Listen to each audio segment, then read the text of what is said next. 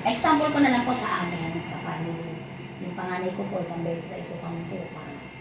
Hindi ko po alam kung ano nakain niya. Hindi niya rin alam. Mami, hindi ko alam kung nakain ko. Pero sa mga nakaramdam ko, nahihilo ako na nasusuka ako. Yan, sumuka na.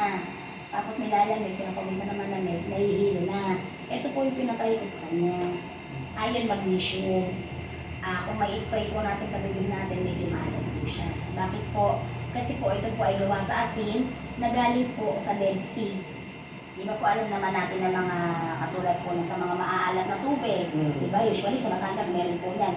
Di ba nagiging gamot po siya? Di ba po nagbababay talaga? Kaya magaling po talaga siya. Ito rin po ay pang first aid. Halimbawa po na nahilo, nawala ng malay, tumaas o bumaba ang blood sugar, ang BP, pwede rin po siya. I-spray lang po siya sa ilalim ng nila. 3 spray lang po siya.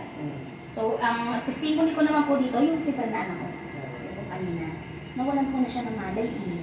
As in, nanigas na po siya mula ulo hanggang paa. Yung panga niya ay talagang hindi na po, matigas. Pati yung kamay niya nakaganan na. So, pili po namin dito kayo pa bibig, in-spray po namin dito sa bibig. Ilang seconds lang po, bumangon, sumuka. Nahimas-masan po siya. So, ganun po kagaling ito. Ultimo sa mga simpleng singaw, sakit ng ngipin, ako po sa sakit naman ng ngipin ko.